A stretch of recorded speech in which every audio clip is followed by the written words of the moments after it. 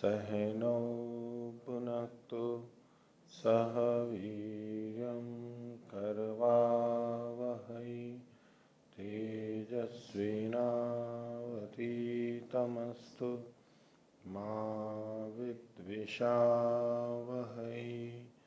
ओम शांति शांति शांति।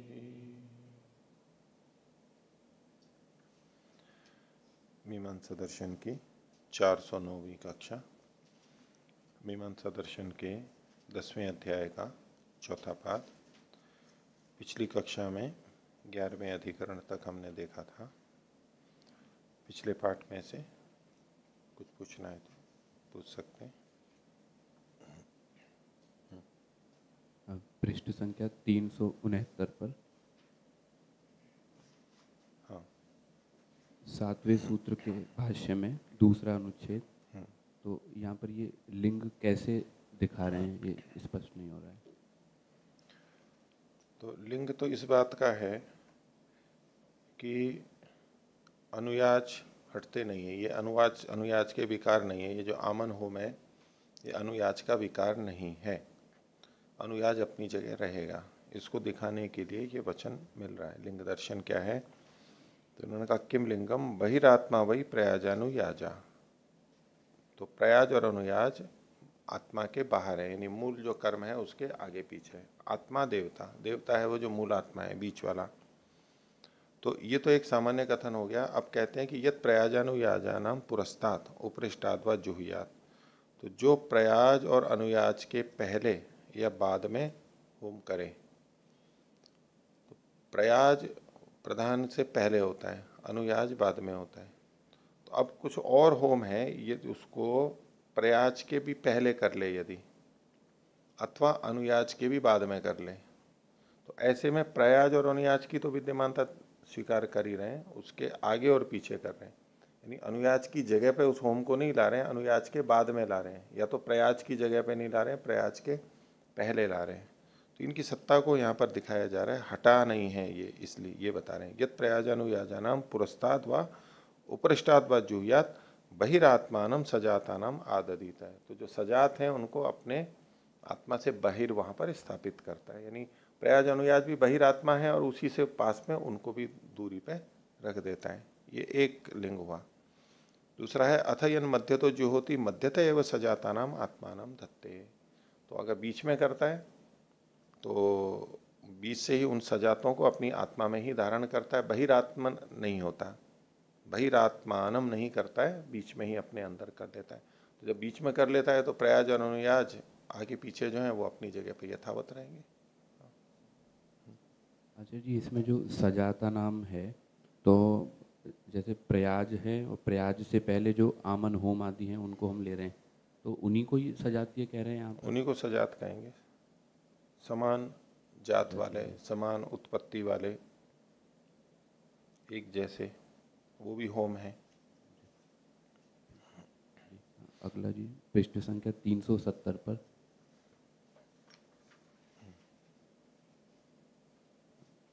पहले अनुच्छेद की नीचे से तीसरी पंक्ति, पत्न्यो गायताम गानम उपचिन्वन्ति इति गानम प्राकृतमेव प्राकृतम।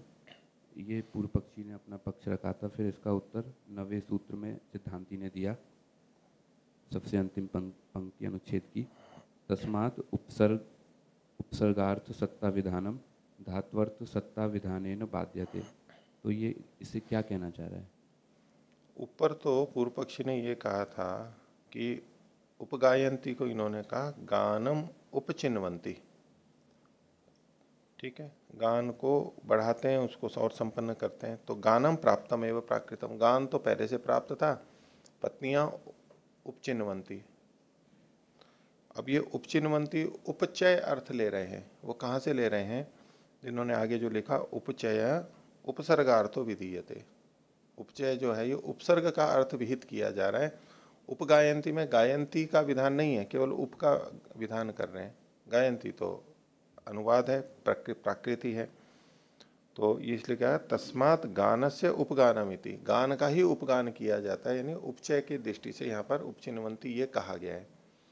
तो इसमें इन्होंने गायंती में जो प्रत्यय है उससे उप का विधान किया, उपचय का विधान किया। यानी उप था, गई धातु थी, गान यानी जो है गाई धातु, और उधर प्रत्यय था।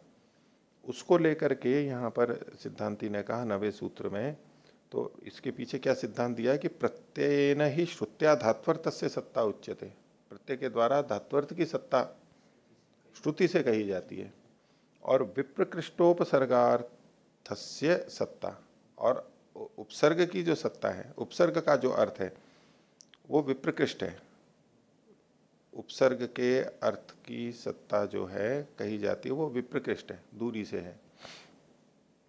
अर्थ विप्रकर्षा दुर्बला भवती, और विप्रकर्ष होने से वो इसकी अपेक्षा, धात्वर्थ की अपेक्षा दुर्बल होती है। तो तस्मात् उपसर्गार्थ सत्ता विधानम, विधान एक का ही करना पड़ेगा, या तो उपसर्ग की सत्ता का या तो धातु की सत्ता का, धात्वर्थ का। तो इन्होंने कहा कि उपसर्गार्थ सत्ता का के विधान को धात्वर्थ की सत्ता के विधान से बाधित कर दिया जाता है, धात्वर्थ की सत्ता का ही विधान किया जाएगा, ऐसा ही कह रहे हैं। तो उपचय वाला अर्थ हटा दिया, उसका उपचिन्वंती हटा दिया। ठीक है, तो आगे पृष्ठ संख्या 378, अधिकरण संख्या 12। देवताओं के विषय में ये प्रसंग चलाया है। तो त्यागादौ विधिगतस्यैव देवता शब्दस्य उच्चारण नियमाधिकरणम, देवता शब्द यानी देवतावाची जो शब्द होता है। तो त्याग करते समय देवता शब्द कौन सा बोला जाए, तो कहते हैं कि विधिगतस्यैव, विधि में, विधि के समय जो देवता शब्द पढ़ा गया था वही त्याग के समय भी पढ़ा जाना चाहिए। शब्द जू का तो उसके पर्यायवाची नहीं, पर्यायवाची नहीं, वही शब्द पढ़ा जाना चाहिए। तो त्याग आदि में विधिगत देवता शब्द का ही उच्चारण हो, इसका नियम यहाँ पर बनाया जा रहा है। ये नियम इस विषय के है, नियमाधिकरण, उसके नियम का। देवता शब्दस्य विधिगतस्यैव देवता शब्दस्य उच्चारण नियमाधिकरणम, ये नियम बनाया जा रहा है, वही शब्द होना चाहिए। तो आहुति देते समय, त्याग करते समय जो मंत्र बोला जाएगा, विधि जो की गई उस कर्म की विधि करते समय देवता का नाम जिस शब्द से पढ़ा गया, जो शब्द आया देवता के लिए, अब जब त्याग करेंगे यानी स्वाहा आदि जो करेंगे तो वहां पर मंत्र से करेंगे, तो उस मंत्र में वही शब्द होना चाहिए। ये नियम कर रहे हैं यहाँ पर, तो उसके लिए चर्चा करेंगे अभी। तो 23वां सूत्र सिद्धांति का ही है, विधि शब्द से मंत्रत्वे भावः स्यात् अल्प विराम तेन चोदना। तो विधि शब्द का, विधिगत जो शब्द है उसी का मंत्रत्व में भाव हो। जब आहुति देंगे, मंत्र का प्रयोग करेंगे तो उसमें भी वही शब्द होना चाहिए, क्योंकि तेन चोदना, उसी से वहां पर विधि की गई है, इसलिए वही शब्द होना चाहिए। तो उदाहरण दर्शपूर्ण मास का ले रहे हैं, स्तो दर्शपूर्ण मासो, विपरीत अल्प विराम में दर्शपूर्ण मासाभ्याम स्वर्ग कामो यजेत इति।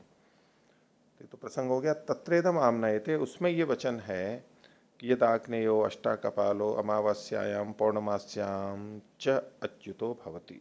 विपरीत अल्प विराम में ले लीजिए कि यद आग्नेयो अष्टाकपालो, जो अग्नि देवता से संबंधित अष्टाकपाल होता है वो अमावस्या में और पूर्णमासी में वो अच्युत होता है। अब आग्नेय शब्द पे यहाँ केंद्रित रहना है, ये विधि वाक्य है। अष्टाकपाल को ले रहे हैं अमावस्या में पौर्णमासी में, तो ये विधि वाक्य होगा, यानी अग्नि शब्द यहाँ पर उच्चरित हो चुका है। आगे कहते हैं संतीच अग्ने अभिधानानि, अग्नि के और भी नाम है, कौन से हैं वो आगे बता रहे हैं। विपरीत अल्प विराम में लीजिए, अग्नि, शुचि, पावक, धूमकेतु, कृशानुर, वैश्वानर, ये वैश्वानरई ही जो लिखा हुआ है ना, ये रेफ और आई को व के ऊपर ले लो, कृशानुर, कृशानु और वैश्वानर, शांडिल्य इत्येवम आदिनी, ये पर्यायवाची नाम दे दिए। तत्र संदेह, वाचीषु निगमेषु किम येन केनचित अग्ने शब्देन अभिधानम कर्तव्यम उत विधि शब्देन अग्नि शब्देन इति। तो इसको बोलने वाले जो निगम हैं, शास्त्र के वचन है, मंत्र हैं, उसमें जिस किसी भी अग्नि शब्द से, अग्नेह शब्देन, अग्नि के शब्द के द्वारा, यानी अग्नि द्रव्य का वाचक जो शब्द है, या अग्नि मतलब द्रव्य है, अग्नेह शब्देन अभिधानम कर्तव्यम उत विधि शब्देन अग्नि शब्देन इति। विधि शब्द यानी विधि में जो अग्नि शब्द आया उसी से ही, अग्नेह अग्नि के यानी अर्थ के। तो किम प्राप्तम, पूर्व पक्षी कह रहा है ये न के निश्चित थी, किसी से भी कर सकते हैं। कुतः अग्न्यर्थ निर्देशात, अग्नि के अर्थ का निर्देश होने से, किसे, शब्देन, शब्द के द्वारा अग्नि के ही अर्थ का निर्देश हो रहा है। अग्नि शब्द का जो अर्थ था वही अर्थ तो शुचि, पावक, धूमकेतु, कृषाणु, वैश्वानर, शांडिल्य, इन सब के साथ में इनसे भी वही अर्थ निकल करके आ रहा है, तो कोई आपत्ति नहीं है, बोल सकते हैं। तो हेतु इसका यही है, अग्न्यर्थ निर्देशात, खोल रहे हैं इसी को, अग्न्यर्थेन पुरोडाशा संबद्धव्य है। वो जो वहां पर था, यद आग्नेयो अष्टा कपालो अमावस्यायाम पौर्णमास्यायाम च अच्युतो भवति, इस वचन में ये जो अष्टा कपाल है ये तो पुरोडाश है, तो उस पुरोडाश का संबंध किससे किया जाना है, अग्नि शब्द का जो अर्थ है उसके साथ में, अग्नि शब्द का जो अर्थ है उसके साथ ही तो संबंध होगा। आग्नेय अष्टा कपाल, आग्नेयो अष्टा कपाल है, तो ये जो अष्टा कपाल है किसके लिए, अग्नि शब्द के लिए है क्या, अग्नि शब्द से जिसको कहा जा रहा है अर्थ के लिए होगा ना, सामान्यतः यही अर्थ लिया जाता है, यही तात्पर्य होता है। उसी दृष्टि से पूर्व पक्षी कह रहा है अग्न्यर्थे न पुरोडाशा संबद्धव्य, अग्नि के अर्थ के साथ में, अग्नि शब्द का जो अर्थ है उसके साथ पुरोडाश संबंध करने योग्य है। क्यों, अग्न्यर्थो देवता कर्तव्या, अग्नि शब्द का जो अर्थ है उसी को देवता करना है, ठीक है।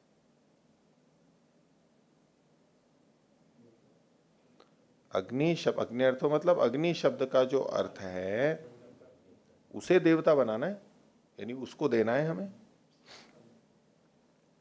त्याग काले उद्दिष्टव्या, त्याग के समय में वो जो अग्नि है उसको उद्दिष्ट करना है, उस अर्थ को उद्दिष्ट करना है, किसी भी शब्द से कर सकते हो आप। त्याग काले उद्दिष्टव्या, सा, सा मतलब वह देवता, ये न शब्दे न शक्यते उद्देष्टुम, तेन तेन उद्देशनीय, तो जिस भी शब्द से उसको लक्षित कर सकते हैं, उद्दिष्ट कर सकते हैं, लक्षित कर सकते हैं, उससे लक्षित कर देना चाहिए, किया जा सकता है। सैषाम शब्दानाम अन्यतमेन शक्यो उद्देष्टुम, तो सा मतलब वह देवता, अग्नि, जो भी उसका अग्नि का अर्थ है देवता, सा एशाम शब्दानाम, इन शब्दों में से जो ऊपर बताया और भी कोई ले लीजिए, उनमें से किसी के भी द्वारा उद्दिष्ट की जा सकती, शक्यो उद्देष्टुम,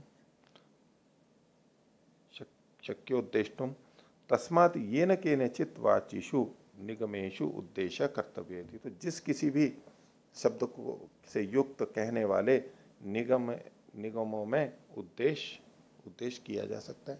यानी जो भी मंत्र लेंगे आहुति के लिए, निगम लेंगे, उसमें अग्नि का कोई भी पर्यायवाची हो सकता है, ऐसा पूर्व पक्षी का कहना है। सिद्धांत कह रहे हैं एवं प्राप्ते ब्रूम, अल्प विराम हटा लीजिए, और ते एवं प्राप्ते ब्रूम, तो कहता है विधि शब्दे नैव, विधि शब्दे नैव, उसी को आगे खोल दिया, अग्नि शब्देन उद्देष्टव्या, विधि शब्द से, विधि में जो अग्नि शब्द था उसी से ही ये उद्देष्टव्य है, न अन्य न शुच्यादि ना इति, शुचि आदि अन्य शब्दों से नहीं कर सकते। कहते कुतः, क्यों, बोले तेन चोदना, उसी से ही वहां पर विधि की गई है। तेन विधि शब्देन अस्य हविषा संबंध चोदना भवति, तो उस विधि शब्द के साथ ही इस हवि का संबंध विहित होता है, कथित होता है। हवि का संबंध उसी विधि शब्द के साथ में होता है। कथम एवं, ये कैसे, आग्नेय कर्तव्य इति अग्निरस्य देवता कर्तव्य इत्यर्थः, आग्नेय कर्तव्य, ये पुरोडाश आग्नेय करना है, इसका मतलब क्या है, अग्नि जिसका देवता है वह करना है, सास्य देवता में तो अग्नि देवता है जिसका, तो पूर्व पक्षी तो ये ले रहा था अग्नि शब्द से जिस देवता को गृहीत करना है, तो क्योंकि सास्य देवता है तो अग्नि है देवता जिसका, उसको करना चाहिए। अग्नि अस्य देवता, अग्नि है इसकी देवता, ऐसा करना है उसको, ठीक है। आग्नेय का मतलब यही हुआ। तो उसने कहा कि भाई ये अर्थ के लिए तो मना कर रहा है सिद्धांती, अग्नि का जो अर्थ है वो, लेकिन अग्नि है देवता, देवता तो ये ग्रहण कर रहा है, देवता अर्थ नहीं बनेगा क्या? अर्थ का मना कर रहा है और देवता का ग्रहण कर रहा है। तो इसने पूछा कि का पुनरियम देवता नाम, ये देवता क्या चीज है? देवता क्या है जिसके लिए जिससे आप इस पूर्णाश को संबद्ध कर रहे हो, वो है क्या चीज? तो का पुनरियम देवता नाम, तो कहते हैं एकम तावन मतम, एक मत यहां पर बता रहे हैं, कुछ और मत भी बताएंगे। या एता इतिहास पुराणेषु अज्ञात्याः संकीर्त्यन्ते नाकसदः ता देवता इति। बोलो जी, इतिहास पुराण आदि में जो अग्नि आदियों के नाम पढ़े गए हैं जो कि स्वर्गवासी हैं, स्वर्ग में रहते हैं ना देवता, तो स्वर्ग में रहते हैं, नाक सदा, स्वर्ग में रहने वाले, नाक सदन है जिनका, उसमें रहने वाले, उनको देवता कहते हैं। देवता तो स्वर्ग में ही रहते हैं, तो एक लक्षण किया उसने, देवता कौन? जो स्वर्ग में रहते हैं, ता देवता इति। तो सिद्धांति कह रहा है उच्चते तासु देवतासु अहरादीनाम शार्दुलादीनाम वा न संग्रह। तो बोले देवताओं में तो अहर को भी देवता है, शार्दुल को भी देवता कहा गया, ये तो स्वर्ग में रहते नहीं है, ये तो स्वर्ग में रहते नहीं है, तो फिर तो ये तो देवता नहीं बन पाएंगे। परिभाषा तो ऐसी होनी चाहिए ना जिसमें सारे देवताओं का संग्रह हो सके। तो ये तो मतलब ये अव्याप्ति हो रही है इसमें, अहरादीनाम शार्दुलादीनाम वा न संग्रह, इस लक्षण में तो। और जबकि स्मर्यते च कालवाची नाम देवतात्म, कालवाची शब्दों का देवतात्व भी कहा गया है विपरीत अल्पविराम में, कालेभ्यो भवती मासो देवता संवत्सरो देवता, बंद कर लो इति। तो इनको भी, कालवाचियों को भी देवता कहा गया है। तो ये तो देवता हो नहीं सकते, मतलब कुछ ऐसा है कि स्वर्ग में काल नहीं होता है, नहीं, क्योंकि स्वर्ग में बुढ़ापा तो आता नहीं है। स्वर्ग में तो युवा ही रहते हैं, तो बुढ़ापा नहीं आता है, तो बुढ़ापा आएगा तभी तो काल का पता लगेगा। जवानी चल रही है तो काल का पता क्या लगता है? बचपन में काल का पता लगता है, जवानी में काल का पता नहीं लगता है, और बुढ़ापे में काल का पता लगता है माँ कब समय बीतेगा, कब समय बीतेगा। और बच्चों को ये रहता है कि कब हम बड़े हो जाएंगे, क्योंकि बड़े उनको चलाते रहते हैं, जब जो चाहे उसको उनके अनुसार करो, निर्देशन में चलना पड़ता है। ये कब पिंड छूटेगा, कब मैं बड़ा होऊंगा और कब मैं स्वतंत्र होऊंगा, अपने हिसाब से कमाऊंगा, खर्च करूंगा, और कोई नियम नहीं रहेगा, कोई उठने सोने का प्रतिबंध नहीं रहेगा। वो दिन कब आएगा, तो उस समय की चिंता करता है, कब 5वीं हो गई, अब 10वीं कब होगी, और 12वीं कब होगी, और नौकरी कब लगेगी, शादी कब होगी, ये सब जो चलता रहता है, ठीक है। और युवावस्था आ गई, सब चीजें व्यवस्थित हो गई, खाना पीना सब चल रहा है। अब वो जो काल है, मान लो 20 साल या 30 साल आप लगा लो, 25 से लेकर के या 30 से लेकर के 50, 55, 60 तक का जो समय है, ये बीतते देर नहीं लगती है, ये बीतते देर नहीं लगती है ना।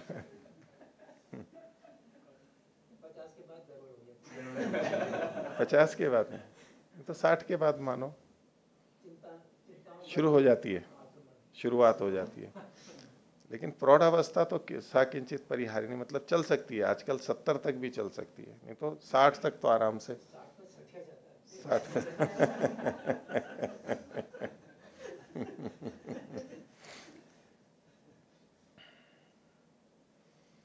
कौन बोल रहे थे, हरियाणा में कहावत है, बोले 16 और 60 ये अवस्था खतरनाक होती है, हैं? क्या बोलते हैं हरियाणा में, हैं? नहीं, 60 पाठा, पाठा मतलब अच्छा, ये तो सकारात्मक हो गया, प्रशंसा हो गई। नहीं, 60 का सठिया जाता है वो निंदा है, सठिया गया है, बुद्धि काम नहीं करती है। तो वो जैसे कि 16-18 साल में बुद्धि विचलित होती है ना, अधिक विचलित होती है उस समय, तो ऐसे ही 60 साल में भी विचलित होती है, ऐसा वो सठिया जाना बोलते हैं। 16 और 60 अनिश्चितता रहे, नहीं ऐसा तो मत, नहीं फिर उसके बाद क्या, फिर 70-75 में फिर नहीं, फिर वापस आ जाती है क्या? इस जवानी के समय खूब ऊंची रही, अच्छी चलती रही, फिर जब नीचे आई तो नीचे आकर के फिर नीचे आके फिर झटका लगा तो ऊपर चली गई फिर।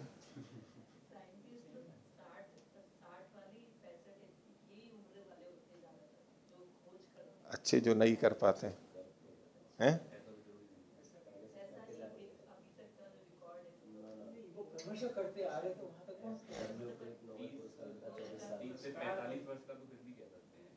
नहीं, वो युवावस्था में कुछ खेल में और उसमें नई नई चीजों को करने में, लेकिन एक जो विशेष अनुभव हो जाता है ना, जो प्रतिभा वाले हैं वो तो शुरू में भी कर देंगे, लेकिन जो मेहनत से कर रहे हैं वो इतने समय में परिपक्व होता है व्यक्ति।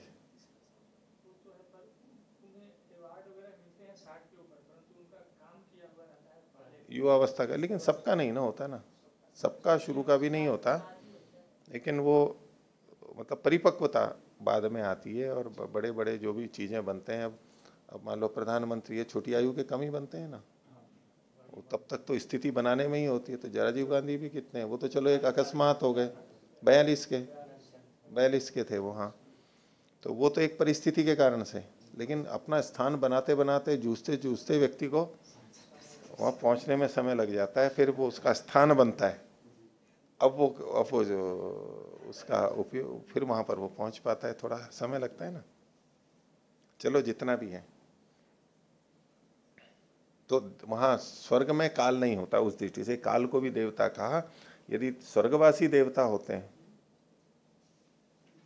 स्वर्ग में जो रहते हैं वो देवता होते हैं। अब कोई भी चला जाता है तो कहते हैं जी स्वर्गीय हो गए, स्वर्गवासी हो गए, देवता बन गए। अब तो जीते जी तो देवता बना नहीं सकते थे, मरने के बाद देवता बनाते हैं।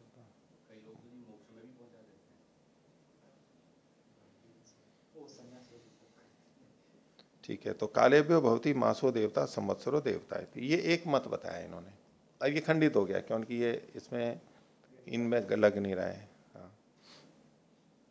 अपरम मतम, दूसरा मत ये हो सकता है, येषु देवता शब्दों मंत्र ब्राह्मणे श्रूयते, मंत्र में या ब्राह्मण में जिन शब्दों में देवता, जिन के लिए देवता शब्द पढ़ा जाता है, मंत्रों में कहा दिया हो कि ये देवता है, अथवा ब्राह्मण ग्रंथों में कि ये देवता ये देवता, तो जिसको इन्होंने देवता कहा वो देवता होता होगा, ये भी एक लक्षण हो सकता है ना। मंत्र में या ब्राह्मण में जिसको देवता कहा बस वो देवता है।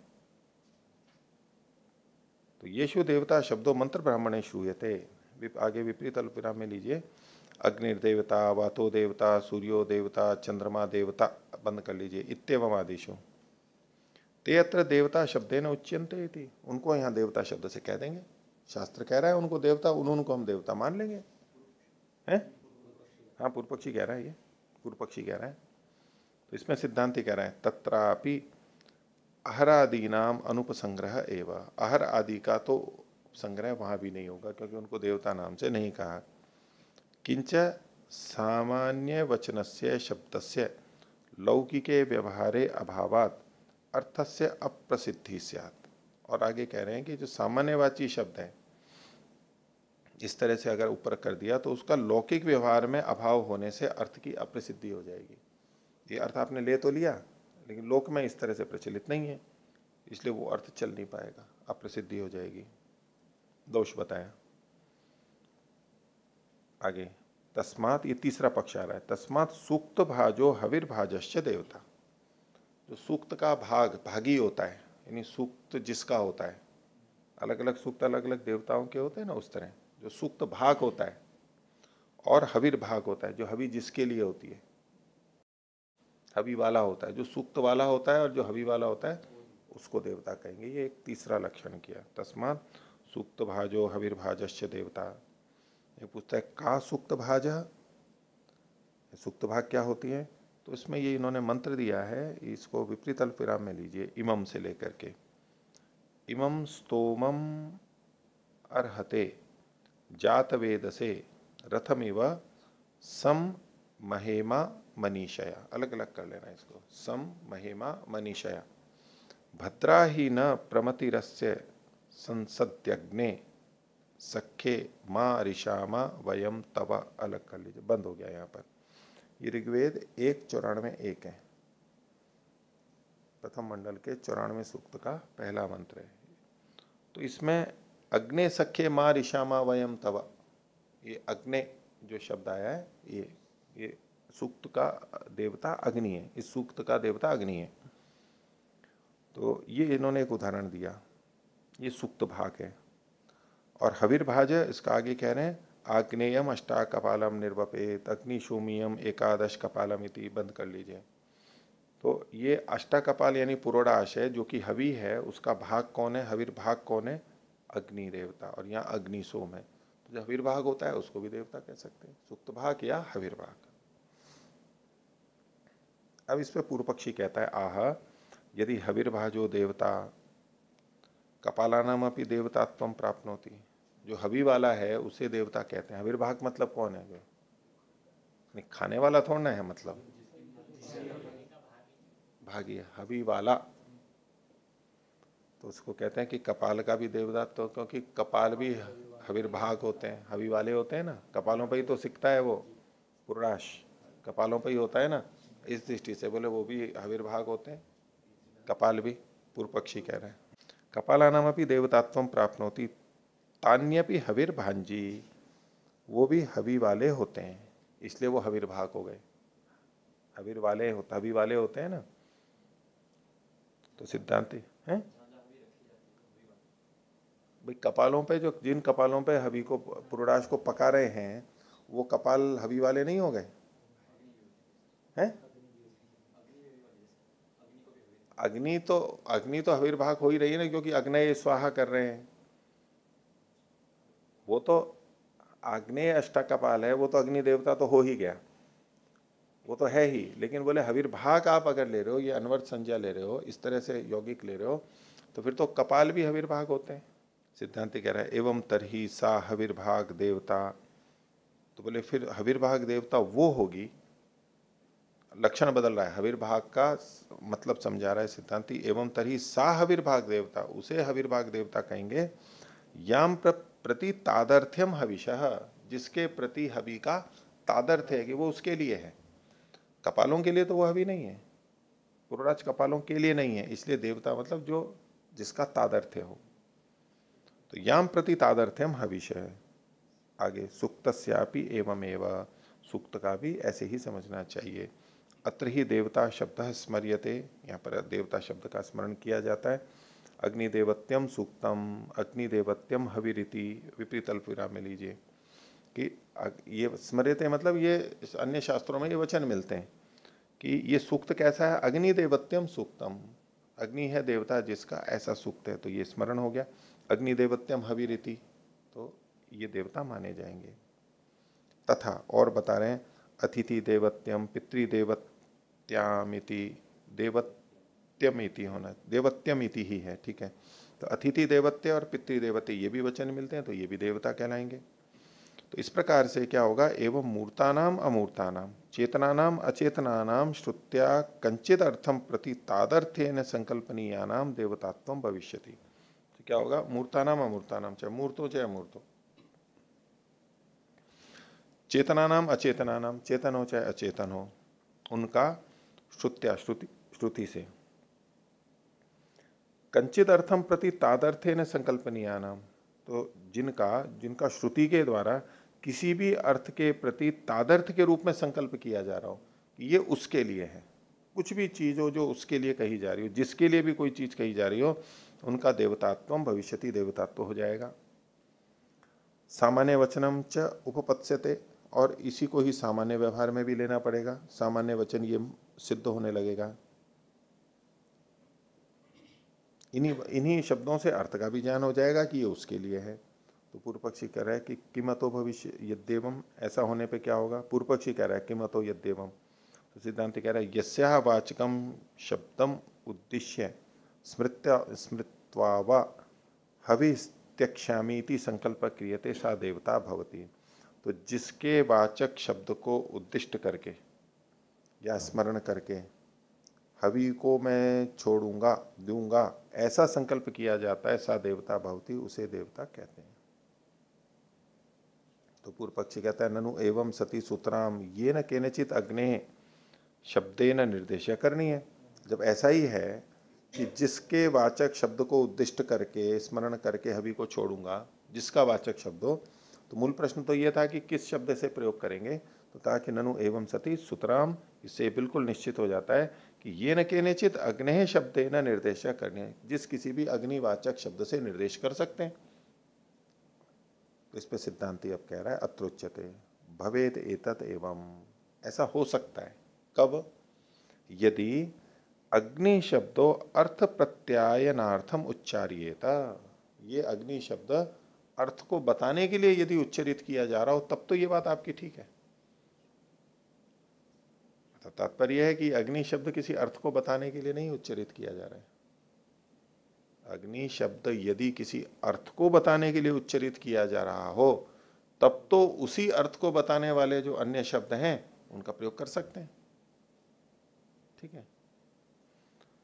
तो भवे देता एवं, ये तब हो सकता है यदि अग्नि शब्दों अर्थ प्रत्यायनार्थम उच्चार्येत और अर्थोपि हवि संबंधार्थम प्रत्यायेत, और जो उसका अर्थ है वो भी हवि के संबंध के लिए जनाया जाए, हवि के संबंध के लिए उसके अर्थ को भी बताया जाए, ये भी संबंध उससे जुड़ना चाहिए। तो कहते हैं न तो अत्र अग्नि शब्दों अर्थ प्रत्यायनार्थम उच्चार्यते, ये सिद्धांत का पक्ष है कि अग्नि शब्द किसी अर्थ को बताने के लिए नहीं बोला जा रहा है वहां पर। क्यों? यत्र ही अर्थे कार्यम आसाद्यते तत्र शब्दों अर्थ प्रत्यायनार्थो भवति, जहां पर उस अर्थ में कार्य संपन्न होता हो, यत्र ही अर्थे कार्यम आसाद्यते, वो कार्य वहां अर्थ में संपन्न हो रहा हो, वहां पर शब्द अर्थ को बताने, अर्थ के प्रत्यायन के लिए होता है।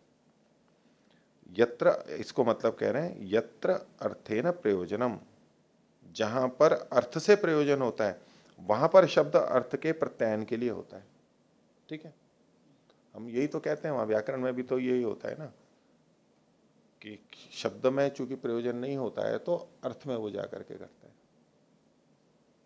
शब्द में, शब्द का से जो हम अर्थ को ले लेते हैं वो अर्थ इसीलिए तो लेते हैं कि शब्द कार्यम अभवन असंभवन, शब्द में वो कार्य नहीं होते थे। गाम आनयति, तो गाय शब्द में तो आनयन होता नहीं है,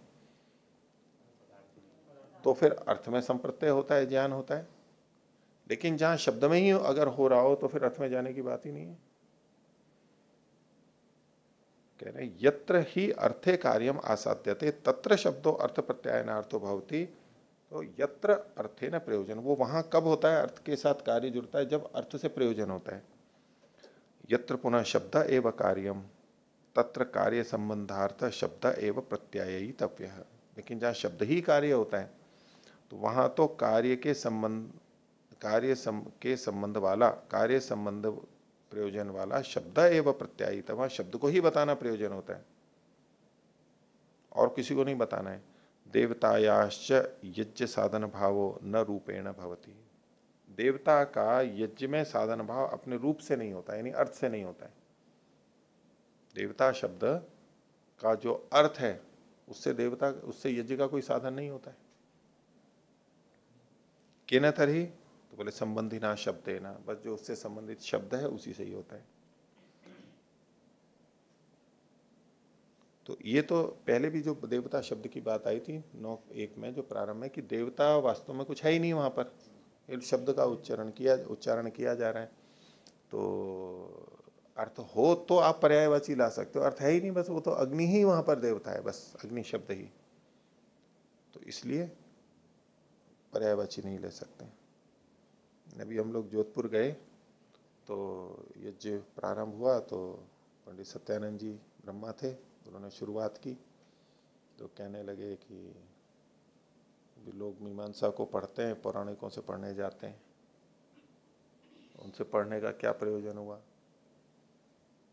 बोले जो मीमांसा पढ़ करके भी देवी देवताओं की पूजा करते हो तो उनकी मीमांसा पढ़ने का प्रयोजन क्या हुआ। मीमांसाकार स्पष्ट कहते हैं कि उस तरह के देवी देवता होते ही नहीं है, और वो मीमांसा भी पढ़ते हैं पढ़ाते हैं, तो ऐसे लोगों ने मीमांसा को क्या धारण किया। मीमांसा पढ़ने वाला तो मूर्ति पूजा छोड़ देगा, देवी देवता और इन सबको छोड़ देगा, तो ऐसे लोगों से पढ़ने से कोई फायदा नहीं।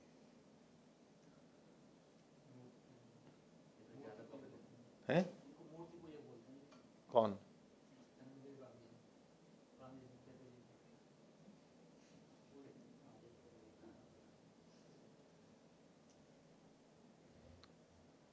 आगे तो ये अब क्या, यहाँ पर देवता का कोई अर्थ ही नहीं है अलग से, ये मीमांसा का सिद्धांत है। देवतायाश्च यज्ञ साधन भावो न रूपेण भवति केन तर्हि संबंधिना शब्देन। उदाहरण दे रहे हैं, यथा विपरीत अल्पविराम में लीजिए, अध्वर्योर हस्ताभ्याम उपकरोति। अध्वर्यु हाथों से उपकार करता है, ठीक है, कुछ कार्य अध्वर्यु और उसके हाथ हैं उससे उपकार करता है। एवं इसी प्रकार से यहाँ करोति बंद कर लीजिए, फिर एवं के बाद में देवता शब्देन उपकरोति, यहाँ विपरीत अल्पविराम में बंद कर लीजिए। देवता जो है वो शब्द से ही उपकार करता है। अध्वर्यु जैसे हाथ से उपकार करता है, ऐसे देवता बस शब्द से ही उपकार कर देता है, शब्द ही पर्याप्त है। शब्द का महात्म्य है ना, देखो शब्द, शब्द का बहुत बड़ा महात्म्य है। तो एवं देवता शब्देन उपकरोति। और उदाहरण देने, यथा होतु पाणौ द्विर्लेपेन उपस्त्रीणाति इति। तो होता के पाणी यानी हाथों पर, हाथ में, द्विर्लेपेन उपस्त्रीणाति, दो लेप करके उपस्त्रीणाति। तो पाणी बंद कर लो, पाणी संबंधे अपि होता एवं उपकरोति। तो यहाँ पर चूंकि पानी के द्वारा हो रहा है, लेकिन यहाँ पर पानी के साथ में संबंध होने पर ही होता एवं उपकरोति, होता ही उपकार करता है। यद्यपि उसके हाथ कर रहे हैं, कुछ कार्य कर रहे हैं, लेकिन फिर भी होता ही उपकार कर रहा है, ये माना जाता है। तो एवं संबंधिना, ओ की मात्रा, ऊपर की मात्रा हटा ली, संबंधी ना करना है, आ को रहने दीजिए। एवं संबंधिना शब्देन उपकरवती देवता उपकारिणी गम्यते। तो संबंधी शब्द के द्वारा उपकार करती हुई देवता उपकारिणी जानी जाती है, बस शब्द से ही कर देती है। हाँ, देवता को मानते हैं ना, शब्द ही देवता है। हाँ, बस वही देवता है बस। देवतायाम अपि उपकारिण्याम चोदितायाम शब्दस्यैव यज्ञे समवायः। तो देवता जो उपकारिणी देवता है, उसके कथन करने में शब्द से ही का ही यज्ञ में समवाय होता है, न तो अर्थ से। ये अर्थ ले लेंगे, क्योंकि अर्थ का वो पूर्व पक्षी तो अर्थ का लेके चल रहा था, ये अर्थ का निषेध कर रहा है, बस शब्द से ही हो जाता है।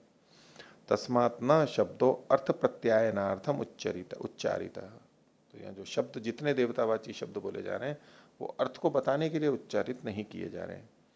सच अर्थ पुनः शब्दम प्रत्याययेत इति लक्षित लक्षणा, लक्षित कर लीजिए इसको,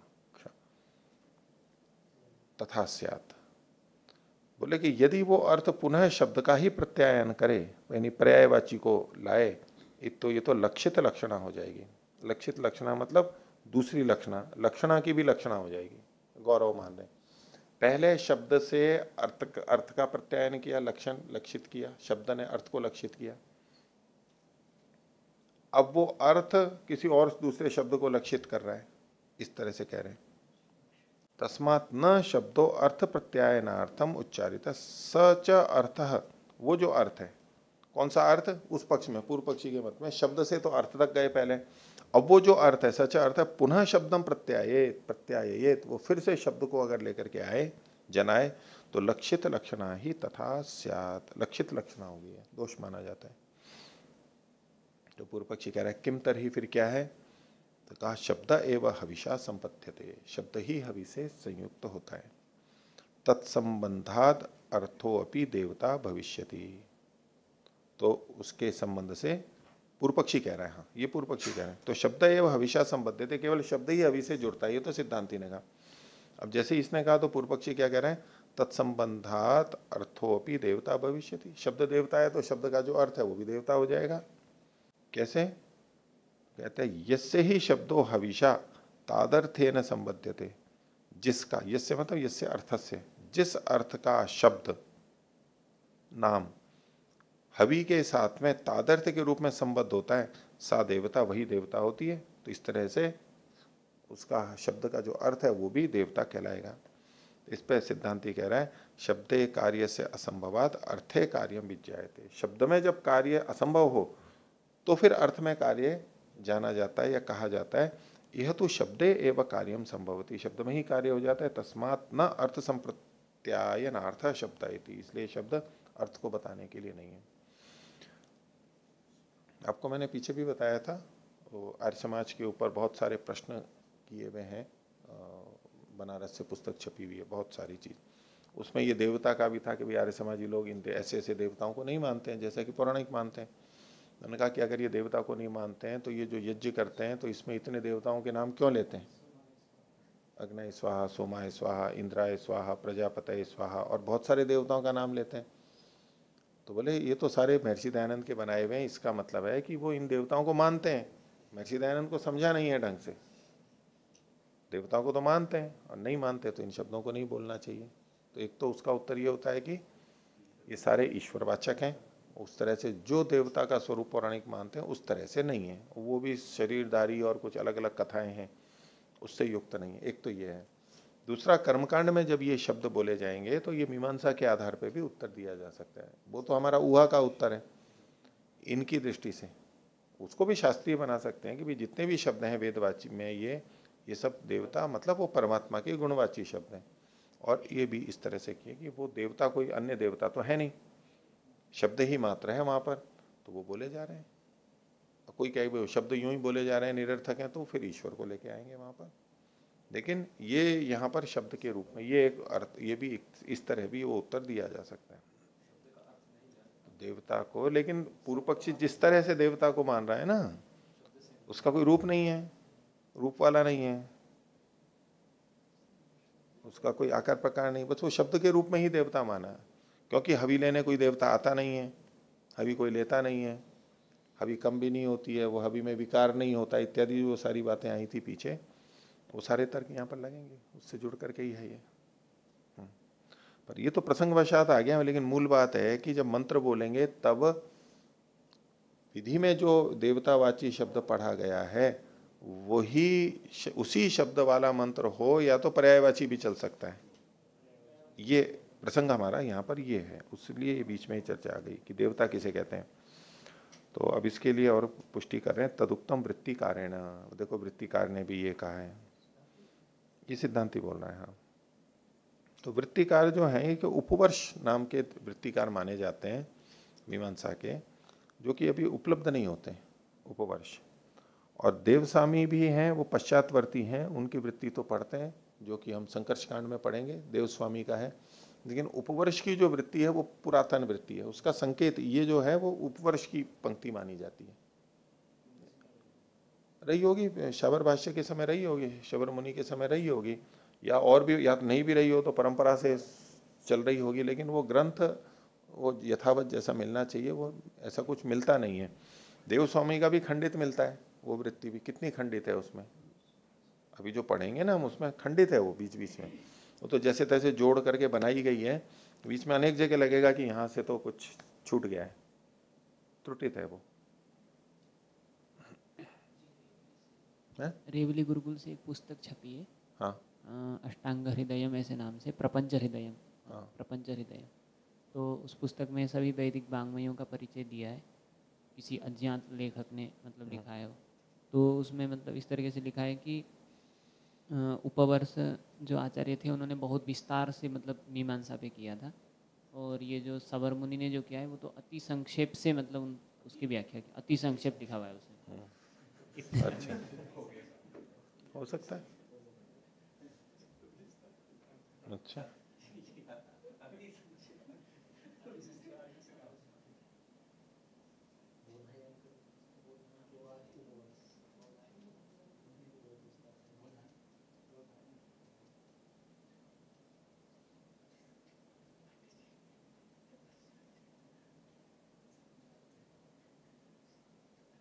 क्या पुस्तक का नाम बताया? प्रपंच हृदय।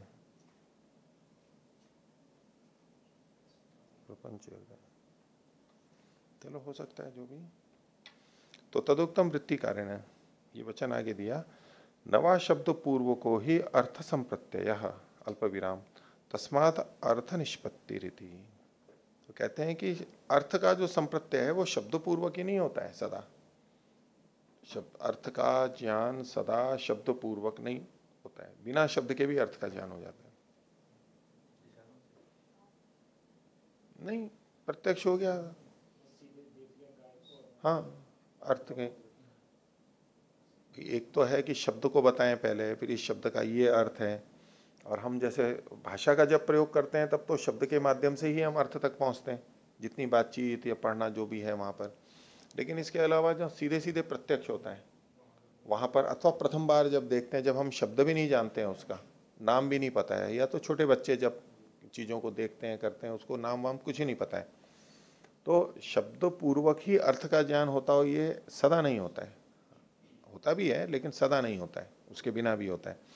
नवा शब्द पूर्वको अर्थ संप्रत्यय तस्माद अर्थ निष्पत्ति रीति। इसलिए जो अर्थ की निष्पत्ति है, अर्थ का जो ज्ञान है, वो अलग चीज है, शब्द अलग चीज है, दोनों अलग अलग हैं। एवं चेत अग्नि शब्देन हविषः संबंध, और ऐसा होने पर यदि अग्नि शब्द के साथ में हवि का संबंध हुआ, अब जो है ना आग्नेय अष्टाकपाल, तो आग्नेय अष्टाकपाल है, अब ये जो पूर्णाश का संबंध अग्नि से किया गया, अग्नि है तो ये अग्नि शब्द हो गया। अब तो क्या कह रहे हैं, एवं चेत अग्नि शब्देन हविषः संबंध, अब हवि का संबंध किससे हुआ है, अग्नि शब्द से हुआ है। तो नास्ति प्रसंग शुच्यादि नाम शब्दानाम इति, शुच्यादि शब्दों का कहाँ प्रसंग है, अग्नि मतलब इसी अग्नि शब्द के साथ हवि का संबंध हुआ है। तो शुच्यादि तो अलग शब्द है, उसके साथ तो विधि की नहीं गई थी, तो फिर मंत्र ऐसा कैसे ले सकते हैं जिसमें शुच्यादि शब्द पढ़े गए हों, अग्नि ही शब्द वहां पर होना चाहिए। तस्माद मंत्रत्वे विधि शब्द उपादत्तव्य इति, तो मंत्रत्व में, मंत्र में जो देवता शब्द है तो विधि शब्द ही वहां पर ग्रहण करना चाहिए, उसी मंत्र को लेना चाहिए। इस पर पूर्व पक्षी कह रहा है उच्यते ननु एवं शब्द एव देवता प्राप्नोति, इससे तो फिर शब्द ही देवता हो गया, आप अलग से तो किसी को ले नहीं रहे हो। तो सिद्धांत कह रहा है अत्र उच्यते नहीं तत् अस्मा भी परिहर्तव्य हमारे को इसका उत्तर देने की आवश्यकता ही नहीं है, हम क्यों परिहार करें, हम तो यही मानते हैं ना बोले जी ईश्वर को सर्वव्यापक मानेंगे फिर तो ईश्वर को निराकार मानना पड़ेगा, तो मानना पड़ेगा तो क्या बात है, हम तो मानते ही है, निराकार ही मानते हैं। तो अत्रुच्यते नहीं तद अस्मा भी परिहर्तव्य, हमको इसका उत्तर देने की आवश्यकता नहीं है। न ही इदम उच्यमानम अस्मत् पक्षम बाधते, क्योंकि ऐसा कहते हुए ये हमारे पक्ष की यानी हमारे सिद्धांत की तो बाधा करता नहीं है, हमारा पक्ष ही यही है। सुतराम शुच्यादीनाम अप्रसंग, तो इस प्रकार से सुतराम मतलब सुतराम सिद्ध्यति, अच्छी तरह से ये सिद्ध होता है कि शुच्यादियों का यहाँ पर अप्रसंग है। अनेन तो अध्याहार करेंगे, ये जो है ना, अनेन तो सुतराम सिद्ध्यति शुच्यादीनाम अप्रसंग। आगे सिद्धांत ये बोल रहा है 24वां सूत्र, शेषाणाम चोदनैकत्वात् तस्मात् सर्वत्र श्रूयते।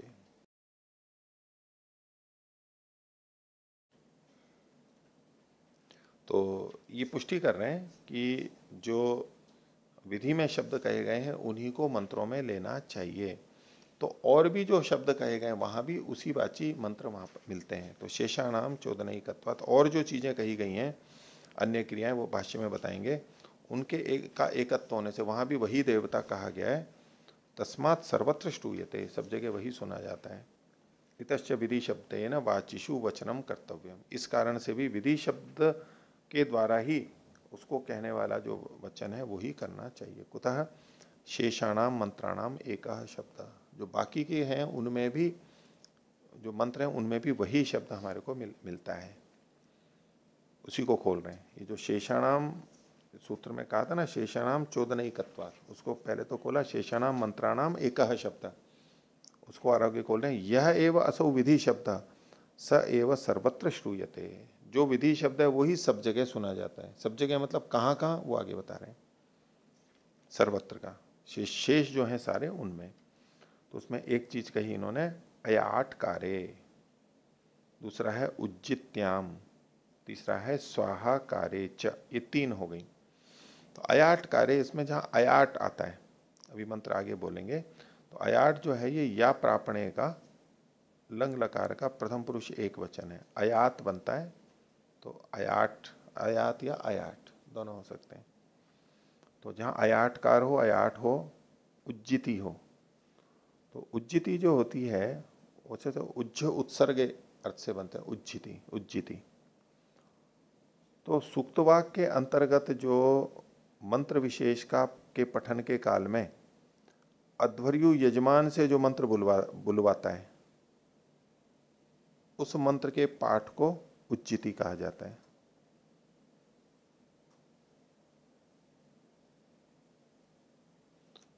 अध्वर्यु बोल रहा है, वो यजमान से बुलवाता है उस मंत्र को, उसको उज्जिति कहते हैं। और स्वाहाकार जहां स्वाहा शब्द का प्रयोग किया जाता है, अयाटकार मतलब जहां पर अयाट का प्रयोग किया जाता है।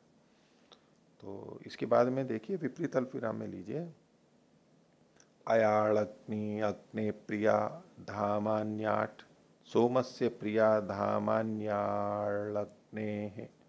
प्रिया धामानि, बंद कर लीजिए यहाँ पर, इति अयाटकार है, इसमें अयाट है। देखो अग्नि शब्द भी है, अयाळग्नि ही अग्नि है, अग्ने प्रिया धामानि अयाट ये है, सोमस्य प्रिया धामानि अयाट अग्ने है प्रिया धामानि। तो ये अयाट कार में कहना चाहते हैं, देखो सब जगह अयाट में अग्नि अग्नि शब्द ही आया है, क्योंकि विधि में अग्नि शब्द है, तो अयाट कार में भी सब जगह अग्नि ही शब्द मिल रहा है देखने को, अयाट में भी मिल रहा है और दूसरी जगह भी कहेंगे।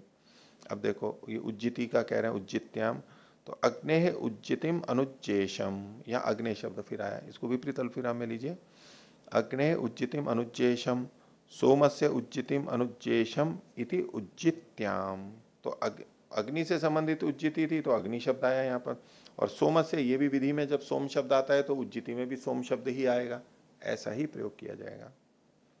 ये दूसरा हो गया उज्जित्याम। और स्वाहाकार का कह रहे हैं स्वाहाग्निम स्वाहा सोमम, इसको विपरीत अल्पविराम में लीजिए, स्वाहाग्निम स्वाहा सोमम इत्येवम आदि स्वाहाकारे, स्वाहाकार में भी यही प्रयोग होता है, स्वाहाग्निम स्वाहा सोमम। तो अग्नि और सोम ये जो शब्द हैं विधि में है, स्वाहाकार में भी वही बोलेंगे।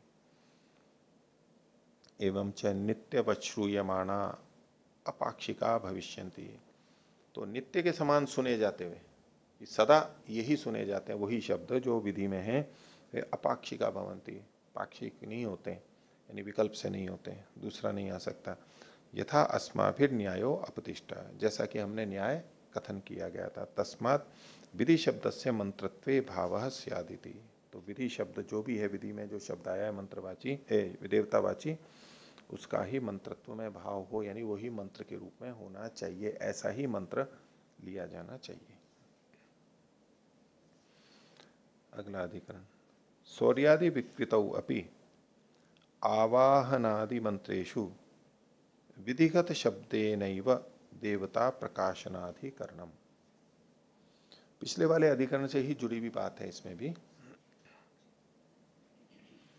कि सौर्यादि विकृति में, तो सौर्यादि विकृति है, इसमें सूर्य देवता है, सौर्यम चरुम निर्वपेत आदि, तो सूर्य देवता है वहां पर। तो सौर्यादि विकृतौ अपि आवाहनादि मंत्रेषु, वहां उसका जो आवाहन मंत्र होते हैं, उसको देवता का आवाहन करते हैं ना, तो आवाहन आदि मंत्रों में भी विधिगत शब्दे नहीं व देवता प्रकाशनाधिकरणम, वहां भी उसी शब्द से देवता का प्रकाशन होगा, दूसरा पर्यायवाची नहीं लेना चाहिए। पिछले में तो क्या था, त्याग के समय, और अब है ये आवाहन के समय। हाँ ये विकृति है, बताएंगे। हाँ ये, हाँ ये सौर्यादि विकृतौ, तो सौर्यादि की विकृति में जो आह्वान मंत्र हैं उनमें विधिगत शब्द से ही वह देवता प्रकाशनाधिकरण। 25वां सूत्र है, तथा उत्तरस्याम ततौ तत्प्रकृति, जो बाद की तति है यानी विस्तार है, विकृति है, उसमें भी होना वही होना चाहिए, उसके प्रकृति वाला होना चाहिए, यानी प्रकृतिवत विकृति करनी चाहिए। इस दृष्टि से अस्ति चरु, चरु का वर्णन है विपरीत अल्पविराम में आगे, सौर्यम चरुम निर्वपेत ब्रह्म वर्चस कामा इति, तो इस सौर्य शब्द आ गया। संति सूर्य से अभिधाना नहीं, सूर्य के भी कई पर्यायवाची हैं। आगे विपरीत अल्पविराम में सूर्य आदित्यो भास्कर सविता दिवाकर इति, ये सब नाम है। तत्र किम वाचिषु निगमेषु येन केनचित् शब्देन अभिधानम कर्तव्यम उत विधि शब्देन सूर्य शब्देन इति, तो इसके वाची जो निगम हैं उनमें जिस किसी भी शब्द से अभिधान कर देना चाहिए, अथवा विधि शब्द, विधि में जो शब्द है सूर्य, उसी से। किम प्राप्तम, तो पूर्व पक्षी कह रहा है अग्नि शब्द संयुक्तास्ते प्रकृतौ निगमा इह चोदकेन प्राप्ता न सूर्य शब्देन इति। तो ये जो अन्य निगत हैं वो अग्नि शब्द से संयुक्त हैं। अग्नि शब्द उनमें जैसे पीछे अग्नि का निर्धारण किया, ऐसे अग्नि शब्द से संयुक्त वो प्रकृति में निगम पढ़े गए हैं। और यह चोदकेन प्राप्ता, यहाँ पर अतिदेश से प्राप्त हो रहे हैं। न सूर्य शब्देन इति, वहां सूर्य शब्द से तो वो प्राप्त नहीं हो पा रहे हैं। सूर्य शब्दों ही चरऊ न उज्जित्यादिशु, तो चरु में तो सूर्य शब्द है, लेकिन इसकी जो उज्जिति आदि हैं उसमें तो सूर्य शब्द नहीं है। ते यथार्थम विपरिणमितव्याः, उनका विपरिणमन करना चाहिए, बदल देना चाहिए। सूर्यार्थश्च तेषु संकीर्तयितव्यः, और सूर्य का अर्थ भी वहां पर संकीर्तित होना चाहिए। सच येन केनचित सूर्यवाचिना शब्देन संकीर्त्यते, और संकीर्तन करना है उनको तो जिस किसी भी सूर्यवाची शब्द से उसको बोल सकते हैं। तस्मात् अनियमा, किसे भी ले सकते हैं। ये च प्रकृतौ अग्नि शब्द संयुक्ता निगमः त इह उदाहरणम न असंयुक्ता। अब ये जो जिन मंत्रों को यहाँ उदाहरण के रूप में ले रहे हैं, विचारणीय ले रहे हैं, उसके लिए कह रहे हैं कि जो प्रकृति में अग्नि शब्द से संयुक्त निगम है वो यहाँ पर उदाहरण है। जहां अग्नि शब्द नहीं है वो उदाहरण नहीं है। कि अग्नि शब्द तो पीछे हो गया, भी अग्नि शब्द जहां आया है वो देवतावाची है, ठीक है, अग्नि शब्द मूल में आ गया। तो मंत्र में अग्नि शब्द है लेकिन बाकी शब्द दूसरे हैं वहां पर। अग्नि शब्द तो वही है लेकिन बाकी जो सूर्य आदि के शब्द हैं वहां वो पर्यायवाची हैं। उन स्थितियों में क्या करना चाहिए? तो अच्छा नहीं, जिसमें अग्नि शब्द भी है ऐसे मंत्रों को ही यहाँ पर विचार के लिए लिया जा रहा है। अन्य शब्द भी चाहिए, अन्य देवतावाची, लेकिन अग्नि शब्द भी जहां पर हो वो ही विचार के लिए। जहां अग्नि शब्द नहीं है, स्वतंत्र रूप से कोई देवता का वाची है, वहां तो वही नियम लगेगा जो पीछे आ गया था, उसी शब्द का वाला आना चाहिए। तो ये च प्रकृतो अग्नि शब्द संयुक्ता निगमा त यह उदाहरणम न असंयुक्ता, अग्नि शब्द से जो असंयुक्त है वो उदाहरण के रूप में नहीं लिए जाएंगे। देखो आगे, पहले सिद्धांति कहता है एवं प्राप्ते ब्रूमः, सूत्र है तथा उत्तरस्याम ततौ तत्प्रकृतित्वादिति, सूत्र को यूं का यथा प्रकृतौ तथा उत्तरस्याम ततौ, जैसा प्रकृति में है वैसा ही बाद की तति में, ततौ को ही आगे खोला, विकृतौ कर्तव्य, वैसा ही विकृति में करना चाहिए। तत्प्रकृतित्वात् तेषाम चोदकानुग्रहाय, उस प्रकृति वाला होने से उनके, और जिससे अतिदेश वचन अनुग्रहित होगा। प्रकृतौ च विधि शब्दाभिप्रायो अग्नि शब्द प्रयुक्तो, अल्प विराम। प्रकृति में विधि शब्द के अभिप्राय से अग्नि शब्द का प्रयोग हुआ विधि करते समय। न अग्न्यभिधान पर, न कि अग्नि को कहने के लिए, यानी वस्तु को कहने के लिए प्रयोग नहीं किया गया था प्रकृति में। तो उसी प्रकार इहापि तत्प्रकृतित्वात् विधि शब्दाभिप्रायेणैव निगमाः प्रयुक्तव्या, तो उसीलिए यहाँ पर भी प्रकृति होने से विधि शब्द के अभिप्राय से ही निगम यहाँ पर भी प्रयोग किए जाने चाहिए। वैसे ही नायम चरुणा सूर्य शब्द से संबंध नहीं, यहाँ पर चरु के साथ में सूर्य शब्द का संबंध नहीं किया जा रहा है। ये जो है ना सौर्यम चरुम निर्वपेत ब्रह्म वर्चस कामा, तो इसमें देखिए कि एक तो हम यूं कहें कि जैसे पिछले अधिकरणों को हमने देखा तो सौर्यम चरुम निर्वपेत ब्रह्म वर्चस काम, तो इसमें सूर्य शब्द जिसमें आएगा उसको ले लेना चाहिए। तो यहाँ ये कह रहे हैं कि नहीं, विधि में वहां पर अग्नि शब्द का प्रयोग किया गया है। तो नायम चरुणा सूर्य शब्द से संबंध, ये जो वचन है सौर्यम चरुम निर्वपेत, तो यहाँ पर चरु के साथ में सूर्य का संबंध नहीं है। चरु हवि है और हवि के साथ में उसका संबंध होगा, तो सूर्य के साथ में चरु का संबंध नहीं बन रहा है, ये कह रहा है। समझा रहे हैं आगे, न चायम चरुणा सूर्य शब्द से संबंध क्रियते अथवा विधीयते, ये यहाँ पर अध्याहार है। तो बोले किम तरही, फिर क्या है?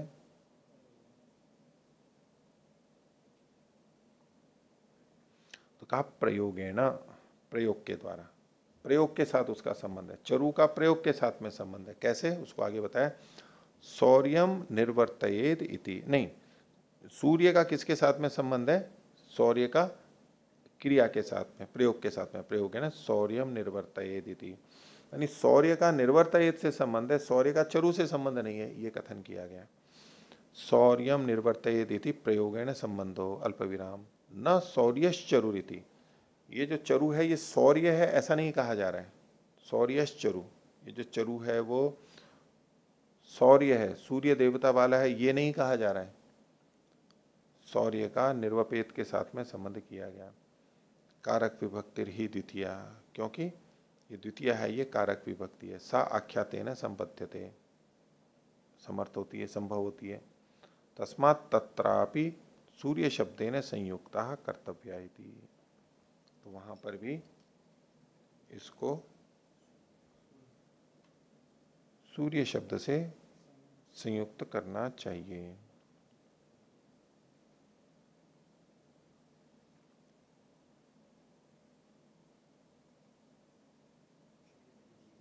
तो उसमें ये होगा, दो बातें आएंगी इसमें। एक तो प्रकृति में वहां अग्नि था, यहां पर सूर्य है, वहां पुरोडाश था, यहां पर चरु हो गया। तो एक तो अग्नि शब्द की जगह पे सूर्य शब्द आ जाएगा। तस्मात् तत्रापि सूर्य शब्देन संयुक्ता कर्तव्या, और सूर्य के पर्यायवाची नहीं लेंगे, सूर्य के पर्यायवाची नहीं लेंगे। जिस तरह प्रकृति में विधि के अनुसार, विधि में जो शब्द है उसी के अनुसार मंत्र में लिया गया, ऐसे यहां पर विधि में जो सूर्य शब्द है तो मंत्र में भी सूर्य शब्द आएगा। ये इनका निष्कर्ष निकलेगा। और ये इसलिए जो पीछे कहा ना, ये च प्रकृतो अग्नि शब्द संयुक्ता निगमास्ता, यह उदाहरण न असंयुक्ता, क्योंकि प्रश्न तो वही आएगा जब प्रकृति में अग्नि शब्द कहा गया है, तो यहां क्या बोलेंगे। उन्हीं मंत्रों को जब लेंगे तो वहां पर सूर्य शब्द का प्रयोग करेंगे। अगर जहां अग्नि शब्द है ही नहीं, तो वहां भी देवता का नाम नहीं पढ़ा गया है मंत्र में, तो यहां भी सूर्य देव का नाम पढ़ने की आवश्यकता नहीं है, तो उन मंत्रों को तो पढ़ने का तो विषय ही नहीं बनेगा। जहां प्रकृति में अग्नि शब्द, यानी वहां चूंकि अग्नि ही देवता है इसलिए अग्नि शब्द है, तो अब जब यहाँ विकृति में करेंगे तो अग्नि की जगह पे सूर्य शब्द आएगा, सूर्य का पर्यायवाची नहीं आएगा। ये इस अधिकरण में हुआ। तो आज का पाठ इतना ही रखते हैं। प्रणवता नहीं।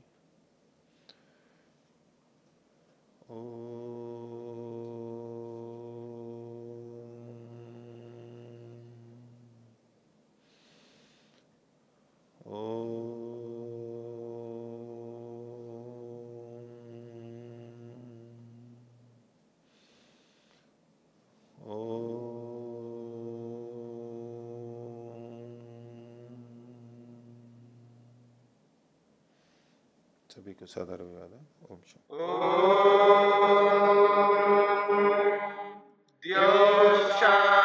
शांतिरंतरिक्षं शांति पृथिवी शांतिरापः शांतिरोषधयः शांतिः वनस्पतयः शांतिर्विश्वे देवा शांतिर्ब्रह्म शांति सर्वं शांति शांतिरेव शांति क्षमा शांतिरेधि। ओम शांति शांति।